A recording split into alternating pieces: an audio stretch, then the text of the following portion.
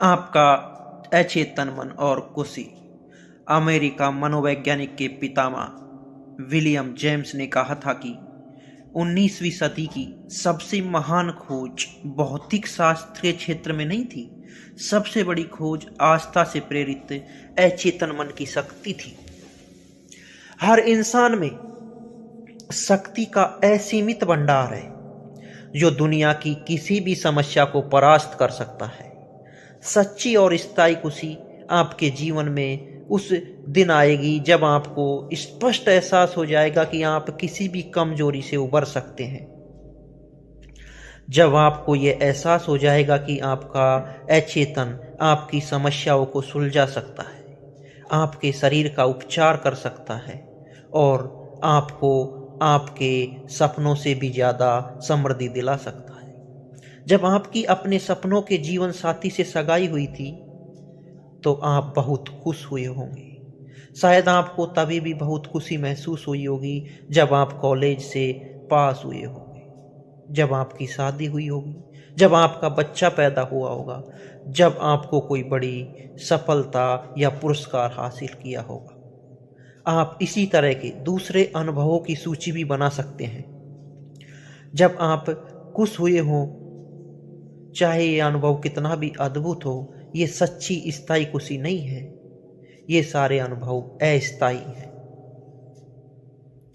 The book of proverbs जवाब देती है, जो भी ईश्वर पे भरोसा करता है वो खुशी है। जब आप ईश्वर, अपने अचेतन मन की शक्ति और बुद्धिमत्ता पर भरोसा करते हैं, वे सभी क्षेत्रों में आपका नेतृत्व, नियंत्रण और निर्देश करेंगे, तो आप संतुलित, शांत और आरामदेह हो जाएंगे। जब आप सबके प्रति प्रेम, शांति और सद्भावना प्रसारित करते हैं, तो आप दरअसल अपने जीवन में खुशी की गगनचुंबी इमारत बना रहे हैं। आपको खुशी चुननी होगी। खुशी एक मानसिक अवस्था है।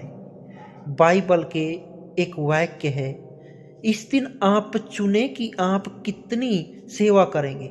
आपके पास खुशी चुनने की स्वतंत्रता है। यह बहुत आसान दिखता है और यह है भी। शायद इसलिए लोग खुशी की राह पर लड़खड़ा जाते हैं। वे खुशी की सादगी भरी कुंजी को नहीं देख पाते हैं।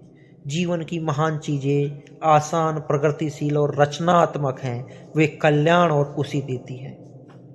सेंट पॉल आपको बताते हैं कि आप किस तरह सोचकर प्रबल शक्ति और खुशी का जीवन पा सकते हैं। आखिरकार भाइयों, जो भी चीज़ सच है, जो भी चीज़ें ईमानदार हैं, जो भी चीज़ें न्यायपूर्ण हैं, जो भी चीज़ें शुद्ध हैं, जो भी चीज़ें प्यारी हैं, जो भी चीज़ें अच्छी प्रतिष्ठा की हैं, अगर कोई गुण है, अगर कोई प्रशंसा है, तो इनके बारे में सोचें। खुशी कैसे चुने?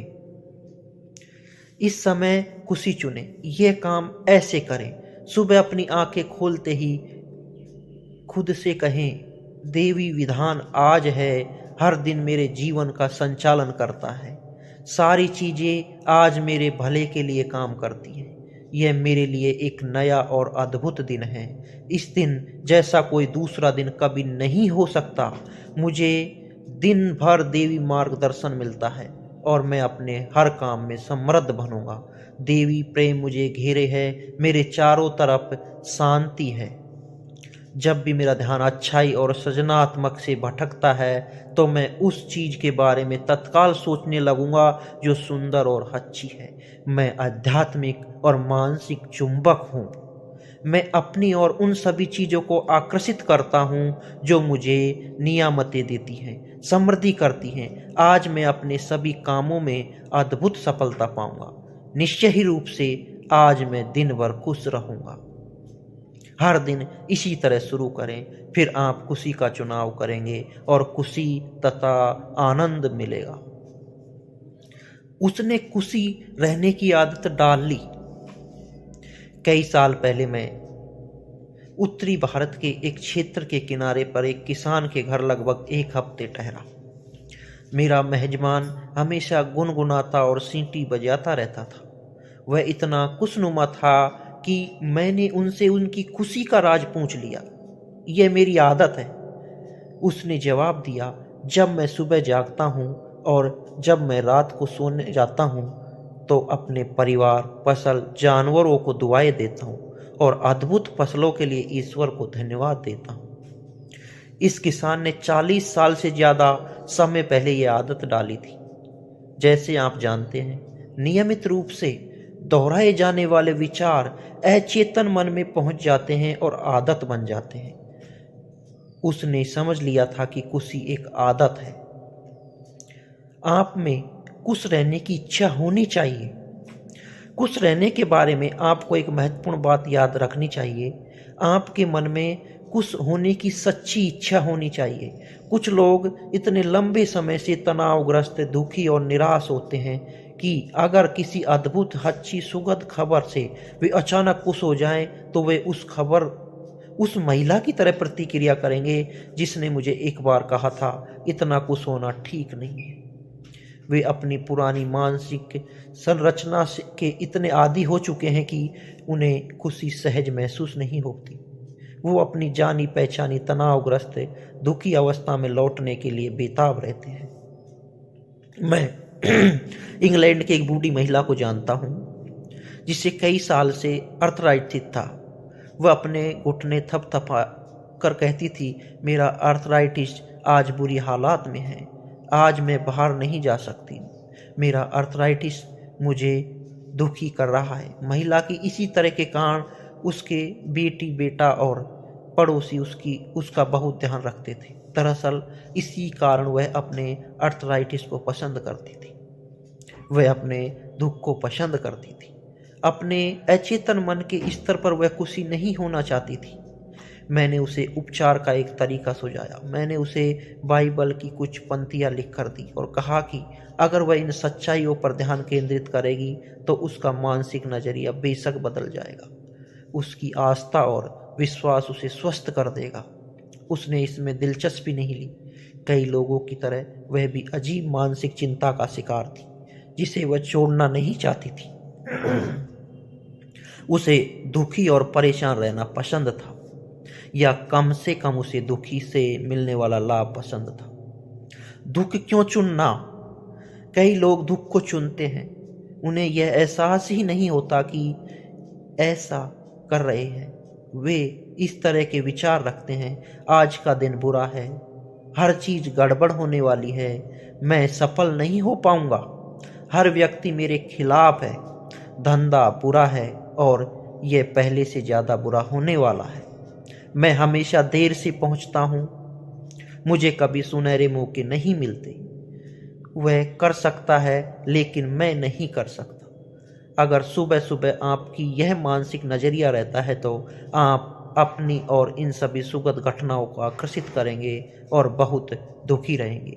यह एहसास करना शुरू करें कि जिस दुनिया में आप रहते हैं वह काफ़ी हद तक इस बात से तय करती है कि आपके दिमाग में क्या चलता है। महान रोमन दार्शनिक ओरेलियस ने कहा, इंसान का जीवन उसके विचारों से बनता है।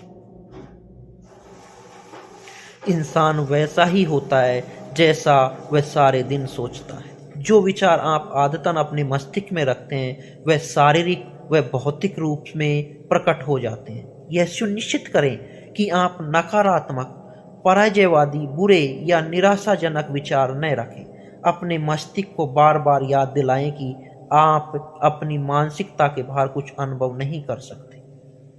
अगर मेरे पास $10 होता तो मैं खुशी होता। दौलत अपने आप में आपको खुशी नहीं बना सकती। दूसरी ओर यह सुख में बाधक भी नहीं होती। आज कई लोग चीज़ें खरीदकर सुख पाने की कोशिश करते हैं। बेहतरीन टेलीविज़न, नवीनतम कार, महंगे डिजाइनर कपड़े, फार्म हाउस, लेकिन सुख इस तरह से खरीदा या पाया नहीं जा सकता। सुख का साम्राज्य आपके विचार और भावनाओं में है। बहुत सारे लोग सोचते हैं कि सुख उत्पन्न करने के लिए किसी घटना की जरूरत होती है। कुछ कहते हैं कि अगर मैं मेयर बन जाऊं, कॉरपोरेशन का CEO बन जाऊं या अखबार सोसाइटी पेज पर मेरा फोटो छप जाए तो मैं खुशी हो जाऊंगा। सच तो यह है कि खुशी एक मानसिक और आध्यात्मिक अवस्था है। प्रमोशन या बाहरी सम्मान खुशी नहीं दे सकती। आपकी शक्ति, खुशी और सुख तो इस बात में निहित है कि आप अचेतन मन में निवास करने वाली देवी विधान संयम कर्म के नियम का पता लगा लें और इस सिद्धांत को अपने जीवन में सभी क्षेत्रों में लागू करें। उसे मानसिक शांति की फसल के रूप में खुशी मिली। जब मैं कुछ साल पहले अमेरिका में भाषण दे रहा था तो एक व्यक्ति मेरे पास आया। वह बहुत दुखी और निराश था क्योंकि उसका बिजनेस डावाडोल था। वह एक कंपनी का जनरल मैनेजर था। उसके दिल में कंपनी के प्रेसिडेंट और वाइस प्रेसिडेंट के प्रति द्वेष भरा था। उसे महसूस हो रहा था कि उसके विचारों का विरोध करके कंपनी को विनाश की दिशा में ले जाया जा रहा है। कंपनी का मुनाफा घट रहा था, बाजार में हिस्सेदारी कम हो रही थी, कंपनी के शेयरों की कीमत गिर रही थी, जिससे उसे काफ़ी चिंता हुई क्योंकि उसका ज़्यादातर भुगतान स्टॉक ऑप्शन के रूप में था। उसने अपनी बिजनेस समस्या हर तरह से सुलझाई। सुबह सुबह वह शांति से यह सकारात्मक घोषणा करता था, हमारी कंपनी में काम करने वाले सभी कर्मचारी ईमानदार, सच्चे, सहयोगी, वफादार और सबके प्रति सद्भावना से भरे हैं। वे इस कंपनी के विकास, कल्याण और समृद्धि की जंजीरों में मानसिक तथा आध्यात्मिक कड़ियाँ हैं। मैं अपने 2 सहयोगियों और कंपनियों के बाकी सभी सदस्यों के लिए अपने विचार, शब्द और कार्यों में प्रेम, शांति तथा सद्भावना प्रसारित करता हूँ।